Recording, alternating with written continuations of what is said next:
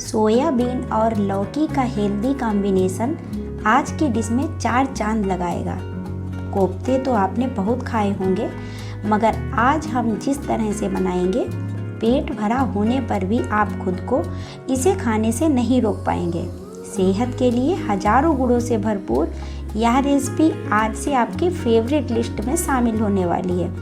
नमस्कार दोस्तों, मैं हूँ सोनी और आपके चैनल स्वाद रहेगा याद पर आज मैं आपके लिए लेकर आई हूँ स्वाद और सेहत से लबरेज ऐसी रेसिपी जो आपके लिए ना सिर्फ स्वाद में बेहतरीन होगी, बल्कि यह आपके हेल्थ के लिए भी एक अच्छी डिश साबित होगी। मेरा दावा है कि जो स्वाद इस सब्जी में आया है वह आपको होटल रेस्टोरेंट पर भी मुश्किल से ही मिलेगा।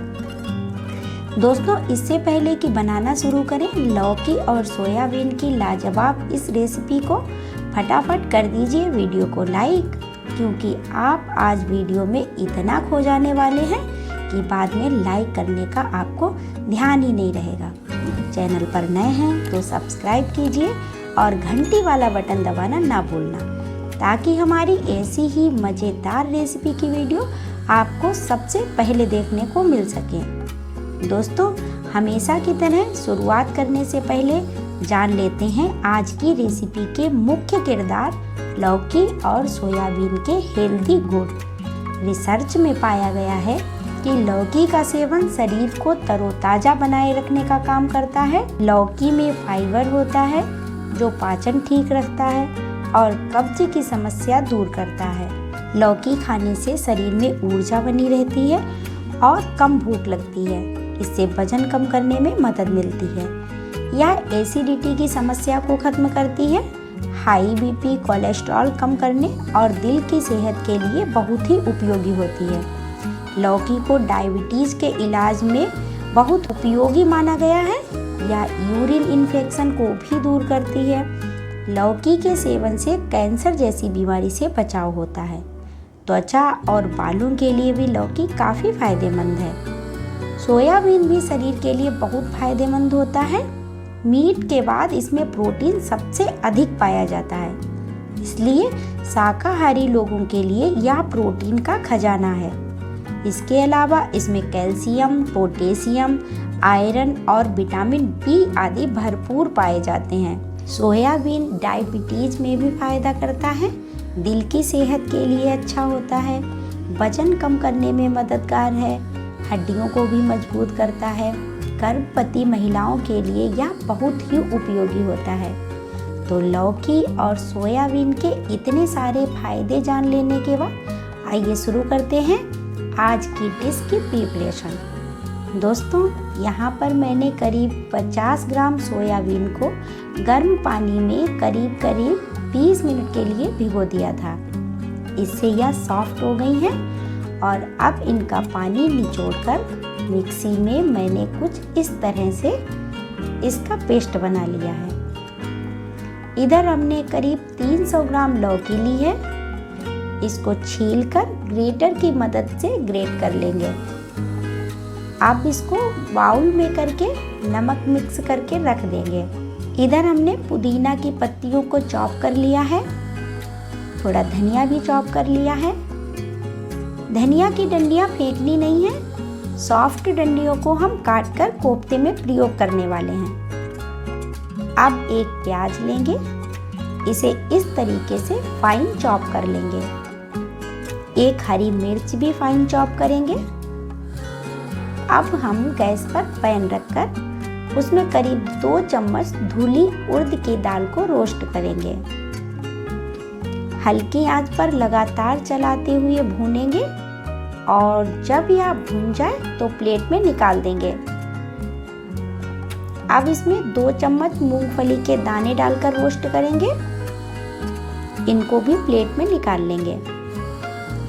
अब हमने यहाँ पर एक प्याज को लेकर 4 भागों में काटा है और आधे प्याज के सल्क इस तरह से निकालकर एक कटोरी में रख लेने हैं। आधे बचे प्याज के बड़े टुकड़े काट लेने हैं। अब गैस पर कढ़ाई रखकर उसमें डालेंगे 1 चम्मच तेल। तेल गर्म हो जाए तो 1 चम्मच जीरा और प्याज डाल देंगे। 2 हरी मिर्च डालेंगे, चलाते हुए भूनते रहेंगे। अब मिक्सी में पानी डालेंगे। यह इसलिए डाला है कि इसमें भुना हुआ प्याज का मसाला पड़ेगा जो कि गर्म है। पानी इसको ठंडा कर देगा। मूंगफली और दाल भी डाल देंगे। अब इसका हम पेस्ट बना लेंगे। तो अब हमारा पेस्ट बनकर तैयार हो चुका है। इसको हम एक कटोरी में निकाल लेंगे और अब करेंगे आगे की तैयारी। लौकी के लच्छों ने काफी पानी छोड़ा है, तो इसे हम निचोड़कर एक दूसरे बाउल में रख लेंगे। बाउल में बचा हुआ पानी काफी हेल्दी है, इसको फेंकना नहीं है। इसका हम प्रयोग बाद में करेंगे। सोयाबीन डालेंगे, प्याज डालेंगे, धनिया डालेंगे, पुदीना डालेंगे और अब आधा कप बेसन डाल देंगे। आधा चम्मच हल्दी पाउडर डालेंगे। 1 चम्मच धनिया पाउडर डालेंगे। आधा चम्मच कश्मीरी मिर्च पाउडर डालना है। 2 चुटकी हींग, आधा चम्मच नमक, आधा चम्मच गरम मसाला, आधा चम्मच जीरा पाउडर, 1 चुटकी बेकिंग पाउडर और आधा चम्मच अदरक लहसुन का पेस्ट डाल देना है। अब इसको हम मिक्स करेंगे। पानी नहीं डालना है क्योंकि लौकी ने पानी पहले भी छोड़ा था और अब भी छोड़ेगी। तो लीजिए, हमारा पकौड़ी का मसाला तैयार हो चुका है। अब कढ़ाई में तेल लेंगे और पकौड़ी बनाकर तलेंगे।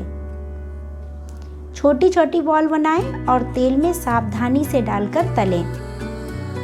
बॉल बड़ी नहीं होनी चाहिए, नहीं तो अंदर से कच्ची रह जाएगी।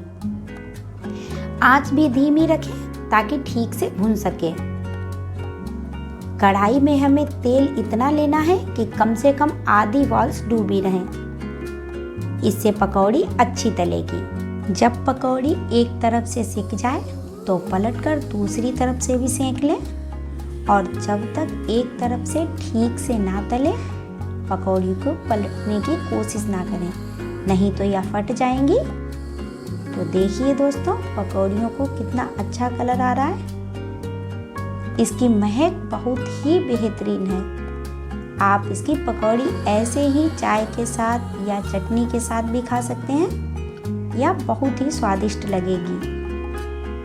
तो लीजिए, हमने सभी पकौड़ियों को तलकर तैयार कर लिया है और अब करते हैं आगे की तैयारी।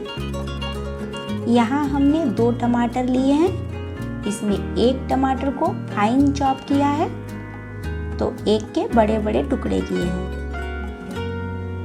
इधर ग्रेवी के लिए हमने लिया है नमक स्वादानुसार, आधा चम्मच हल्दी पाउडर, आधा चम्मच कश्मीरी मिर्च पाउडर, 1 चम्मच धनिया, हींग 2 चुटकी, 1 चम्मच जीरा, आधा चम्मच राई, 5-6 लौंग, 7-8 काली मिर्च, 2 छोटी इलायची, 1 बड़ी इलायची, थोड़ी सी जावित्री। यहाँ पर हमने लिया है करीब 1 कप दही और आधा कप हरी मटर। गैस पर कढ़ाई रखकर 2 चम्मच तेल डालेंगे। अब तेजपात और खड़े मसाले डाल देंगे। जीरा डालेंगे, राई डालेंगे और इनके तड़क जाने के बाद हम डाल देंगे मिक्सी से तैयार किया हुआ पेस्ट। चलाकर भूनते रहेंगे। थोड़ा पानी डाल देंगे ताकि मसाले जले नहीं, क्योंकि अब तक के सारे मसाले और पेस्ट के मसाले भी हमने पहले से ही भून रखे हैं। अब हम इसमें हींग डालेंगे। इसके बाद हल्दी पाउडर डालेंगे, फिर धनिया पाउडर, फिर कश्मीरी मिर्च पाउडर। इनको अच्छे से मिक्स कर देंगे। दोस्तों, आंच कम रखें अब तेल मसालों से अलग होने लगा है और धीरे धीरे कलर भी चेंज हो रहा है। कुछ देर ढककर पकाएंगे तो अब देखिए कितना प्यारा कलर आया है। इसको ठीक से चला दें और अब इसमें मटर डाल देंगे। फाइन चॉप किया हुआ टमाटर डाल दें, ठीक से चला दें ताकि तली में मसाले लगे नहीं। थोड़ा पानी डालकर इसको ढक दें। करीब 1 मिनट और पकाएं और अब देखिए मटर भी गल चुकी है। अब ग्रेवी में ये गया दही। चलाते रहेंगे, चलाना बंद नहीं करना है जिससे दही के लम्प्स ना पड़े। कुछ देर चलाते हुए पकाने के बाद 2 मिनट ढककर पकाएंगे। अब बारी है लौकी को निचोड़कर निकाला हुआ पानी ग्रेवी में डालने की। कुछ देर और ढककर पकाएं ताकि हमारी मटर पूरी तरह से गल जाए और दही व मसाले भी आपस में ठीक से बातचीत कर लें, हालचाल पूछ लें। तो अब देखते हैं कि क्या हाल है। ग्रेवी लगभग रेडी है और अब हम इसमें डालेंगे प्याज, हरी मिर्च। 2 मिनट फिर से ढककर पकाएं ताकि प्याज हल्का सा गल जाए। अब इसमें धनिया पुदीना डालकर 1 मिनट के लिए ढक दें। तो प्याज ट्रांसल्यूसेंट हो चुका है और अब डालेंगे इसमें नमक और बड़े साइज में काटा हुआ टमाटर। इसके बाद ग्रेवी में डाल देंगे कोफ्ते की बॉल्स को। 2 मिनट तक ढककर पकाएं। 2 मिनट बाद हमारी सब्जी बनकर तैयार हो चुकी है। अब इसको कैसरोल में पलट देंगे। अब इसको गर्मा गर्म सर्व करें। दोस्तों, कैसी लगी हमारी आज की रेसिपी कमेंट करके हमें बताना ना भूलें। वीडियो अच्छी लगी हो तो लाइक करें, चैनल पर नए हैं तो सब्सक्राइब करें, बेल आइकन दबाएं ताकि हमारी नई नई रेसिपी की वीडियो आपको सबसे पहले देखने को मिल सके। इसी के साथ लेती हूँ आपसे विदा। फिर मिलती हूँ किसी धमाकेदार स्वाद और सेहत से भरपूर रेसिपी के साथ। तब तक के लिए बाय बाय दोस्तों।